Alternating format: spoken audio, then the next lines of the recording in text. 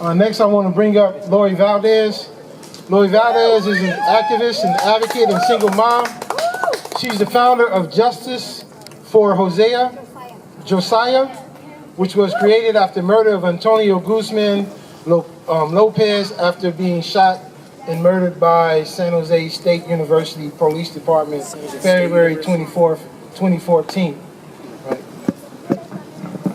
Hi, everybody. Thank you to the Green Party, to Rise Up for Justice for inviting me, and to the people who have spoken before me. You have inspired me and just made my fight stronger, because he said Antonio was killed, and the money that's being spent there, this is my little boy. He has to grow up without his dad forever. He was 4 years old. He's been traumatized. There is no trauma-informed teachers in our schools that know how to deal with him. They'll assume he's bad and make him that school-to-prison pipeline kid. We need to stop police violence in our communities and in our schools. We don't need police in our schools. We need counselors that are going to help our children and get to the root of the problem before they end up being that cycle of violence they were exposed to by the police. We cannot have these zero tolerance laws for our children in our schools because they say no to a teacher because they don't want to do something, and they get fingered and stereotyped, and they get sent to these community schools where they're just no good kids, and they're going to make themselves believe that my son is not going to be that statistic, and no other child should ever be put through this. These men right here, what they said hits home, because they said they did something wrong. It was something as a child. But it was, where did that trauma, why did they do it? We didn't get to the root of the problem. They made a mistake, but they're going to have to pay with it for the rest of their lives? No. If we can have money to pay officers to kill people for militarized weapons on our streets, for them to continue to kill repeat offender cops who are killing our families. The officer who shot Antonio Guzman was the officer who killed an 18-year-old a year ago.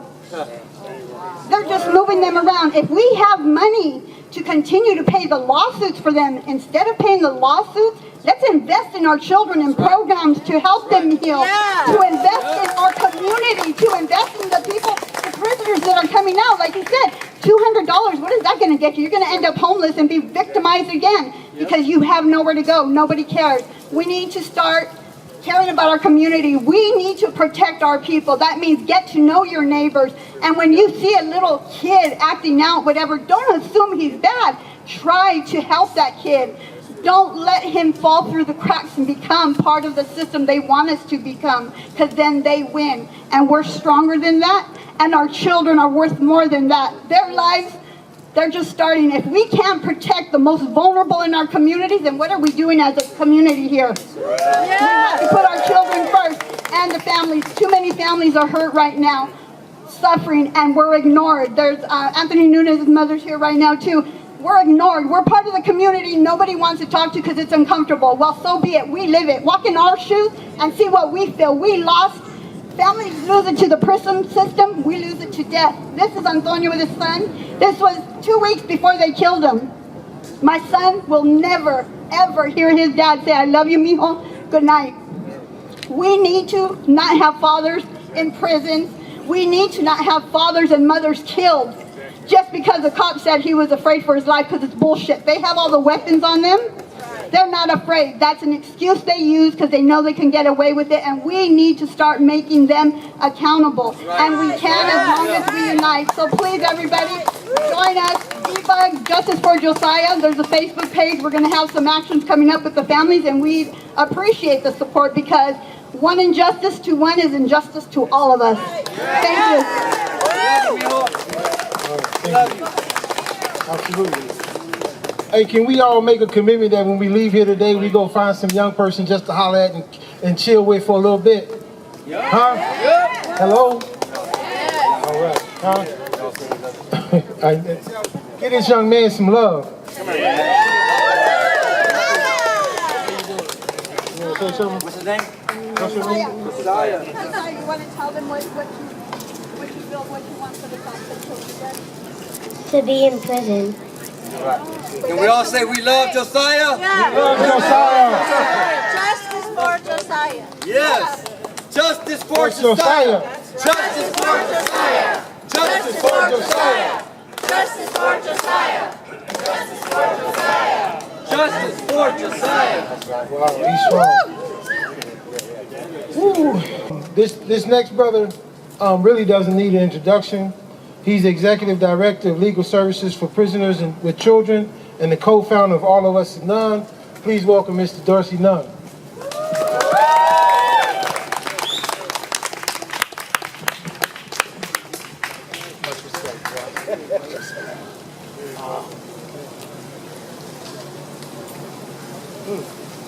God, I'm operating under 2 hours of sleep in the last 24 hours. And like before I start, you know, like a lot of times I get an opportunity to speak and people don't recognize that, you know, I'm standing on the shoulders of giants a lot of times. You know, there's other people that actually did the work. You know, is that Carol back there? All right. I'm standing on the shoulders of Carol, and she's an attorney that works at Legal Services for Prisoners with Children. Right? So, you know, like, and, you know, so it's like at times, I can look out the crowd, and I can tell that at certain points I can see my heroes. So I can see Carol back there with her shoes. Right? And y'all don't see Carol, but y'all don't know that Carol's responsible for standing up and helping end long-term solitary confinement at Pelican Bay. You won't see her. You won't notice her.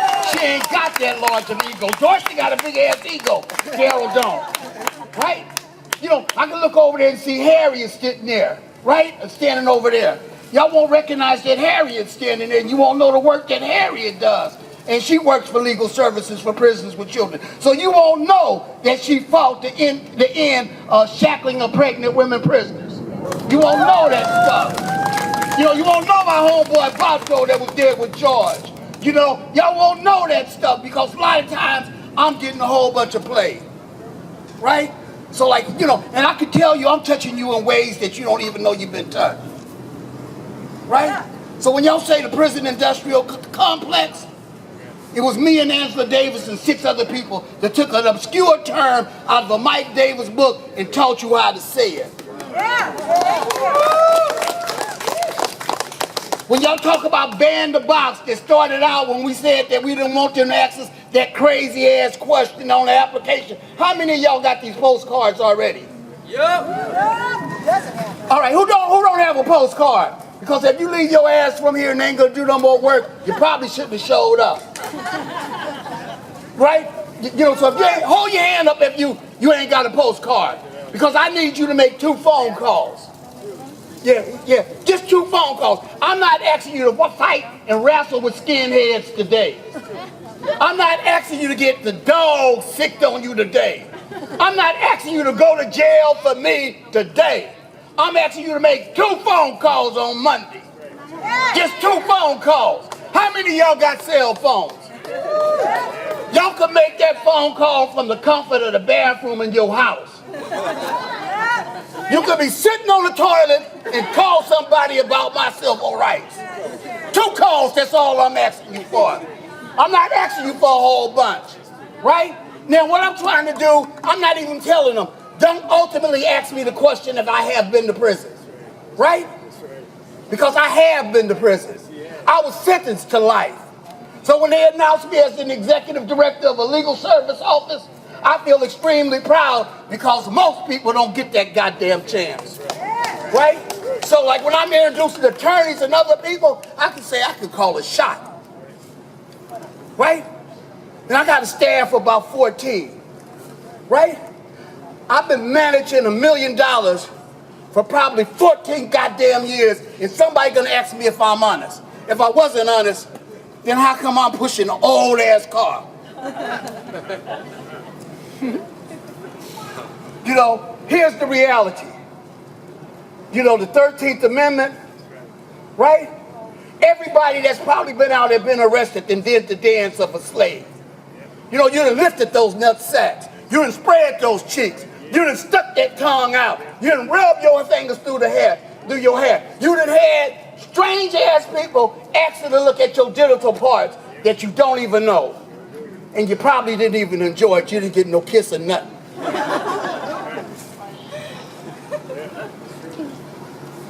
That's the dance of a slave. So when y'all talk about, you know, what did it mean when Trump won? What did it mean? Think about it. Because if you're a black person and a brown person in this audience, what it meant is the fastest rising stock in the stock market was the proliferation of the investment in private prisons. That's what went up. What did you win? Or what did you lose? Right? You remember when he talked about people gonna get those jobs in the steel mill? Right? So where did slaves go immediately after they were freed? They gave us jobs in the, they gave us what? They gave us arrest, they gave us prosecution, and then they imprisoned us, picking goddamn tobacco, putting us in mining steel and mining coal. What was the next step of slavery? You know, so most of the time y'all only talk about Juneteenth. You don't talk about that period of time when there was actually profiting off of us in doing slavery. But you know, I really love looking at y'all right now because some of y'all got that look in your eye like y'all woke. You know? But are you woke when you seeing the brother on the side of the freeway picking up paper and being operated as a slave right now and you driving in your cars? You know, are you conscious? And is your eyes that shiny when they're actually giving us less than shit to go out and put out the fires in the state of California and lose our lives? Do you know about that stuff? And do you call that slavery? Yeah. You know, so do you call that slavery when homeboy said he made 37 cents an hour and you know what?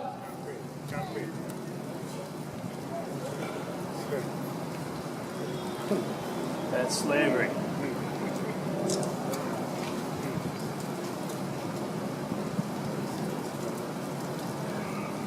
Man, I was put out of prison because I was a fucking agitator. My last year in the pen, they sent me to the ranch. Told me to shut my ass up. I have not had any other job since 1981 in fighting for the full restoration of my civil rights. And that's when I came home. Right? And when I say ban the box, and they, you know, the first question was, I ain't gonna even be polite with y'all at this point. I only got 2 hours sleep. When I said let's ban the box, the first question was, nigga, are you crazy? That was the first question. And that didn't even come from white people. You know? But I need to tell people, I ain't crazy. I done banned the box in 25 states, 100 municipalities, and probably half of the population in the United States live in the jurisdiction where I done put in some goddamn work. So when you see me, I can almost assure you, if you call down the Riverside right now, there's all of us a non-member holding the mic. I can tell you, there's all of us a non-member holding the mic. If you call to DC, we on the stage. You know, and I can tell you, I got chapters in multiple states at this particular point. So at a certain point, when we get into this particular piece of work, and I ask you to make that 2 phone calls, I can tell you, we done took ban the box, which they call fair chance, and we done pushed it through the assembly. Now we in the Senate, right? When I'm asking you for 2 phone calls, man, won't you do that before you make the toast? Yeah. Won't you do that before you go to your next job? Because like, a violation of public safety is to have a brother like me desperate and hungry. Right? I'm not lazy most of the time. And when I was young, I really wasn't lazy. So if I'm talking to you after only getting 2 hours sleep, that's the way I run every day of the damn week. Right? Because my freedom is important. And the fight that I fight right now ain't even about me. I'm on my way to getting some oatmeal. And if y'all really effective, y'all get me some butter and sugar to put on some of that stuff. You know, I'm not asking for much. Right? but I'm asking for my kids to have an opportunity. Because my job just didn't simply belong to me. My job belonged to my kids. And before you had Obamacare, our health care came through employment. Right? And when you hear ban the box, just don't think about my job. Because I heard a little sister talk about she needed an apartment. And people need some place to live. So when you think about ban the box, we was talking about ending structural discrimination in its entirety. Right? Yeah. So when we get into we revolutionaries and all the rest of that, right? Some of us went outside the country to learn how deep that was. Right? So we started going to the International Conference on Penal Abolition. And we brought that information back to Angela. Right? So we in New Zealand going to those conferences. We in Canada going to those conferences. And I took up much too long of your time, and I'm sorry. But, you know, because at a certain point, this struggle spans multiple generations.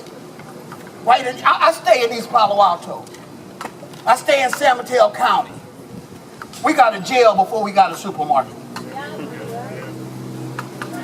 We got a jail before we got a supermarket. I stay less than a mile from Facebook.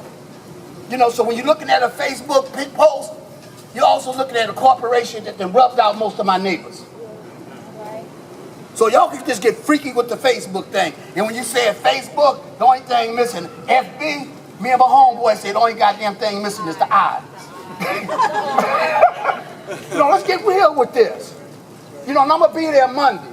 And I need to say, I respect Sammy them down there in San Joaquin. I respect D-Bug. And I can remember when he worked at Yucca, because at this point, it's generations of people that then came behind us that's doing work. It ain't true. I can remember schools, not jails was our slogan, not an organization. Right. So at a certain point, when y'all say critical resistance, we was the first fiscal agents, and we gave up the first $25,000 to go to the first conference before we had an organization. You know, so this history is rich. You know, so when we standing here today, and I need to say, tomorrow will make 26 years since I smoked a joint. And I love weed. I love weed, right? So I'm laying up in jail, and I'm thinking, I'm not gonna get high again. And I'm thinking about, you know, everybody say, are you a friend of Bill W's? Yeah, I'm a friend of Bill W, but that didn't move me. The goddamn practice that George Jackson did, and he died on August the 21st. That moved me, right? So on the 20th, I stopped getting high. And I said, I ain't gonna get high until we win the revolution. And y'all are lagging. I really love smoking weed. You know, y'all are lagging.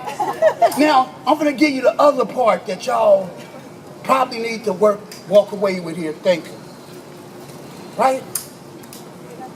Don't save people like me, save yourself. Because if you're only doing it to save me, then you're not my comrade. You're probably a missionary. You know, because at no point during the process when I was a prisoner, that anybody thought that I was worthy of actually making a real contribution to society. So I need to tell you, you can't lock up 2.2 million people without locking up genius. You can't lock up 2.2 million people without locking up family members. And we need to probably redefine some of this stuff. Because like, I can say I should have a right to a visit. My children should have a right to see me when I'm incarcerated. So we probably should make a Bill of Rights for incarcerated family members. We need to do some stuff. You know, and y'all keep calling this shit bail. How about hostage holding? How about ransom? How about some real terms that actually describe what that process is? Right? When you get to the real thing and y'all talk about restitution and you actually trace the history of that shit, homeboy can't pay for restitution on $37 cents an hour. I did a fundraiser You did a fundraiser, I'm glad you got your fundraiser off on restitution. But the average person who get collect restitution, it comes from them seizing the money from your family members. Right out your account. So like who pays for restitution? So like I only had you, like I said, I've been rambling, I've been running real hard. But what I need to tell you is that every time that people show up and I look in their eyes and I see they becoming awake, you know, now I'm finna tell you the thing that's the most frightening about me or about Trump getting elected. Right? Here's the most frightening thing. For 5 years I worked doing violence prevention and I told younger people to put down the gun. Right? Here's the other reality. Half the community had already been stripped of the gun as a result of felony convictions. Now what the fuck it means when I can see white skinheads and Nazi people marching through the community strapped to the arm and half our community has been disarmed. All right, I'm gone. Cause like, you know, I'm not even gonna make the argument that some people, community that been stripped of the rights to bear arms as a result of felony convictions, and we haven't even woke up to the fact that we got Nazis, we got Ku Klux Klan, and we got militias marching through our communities when half the segment had actually been disarmed already. What about the right to vote? To vote.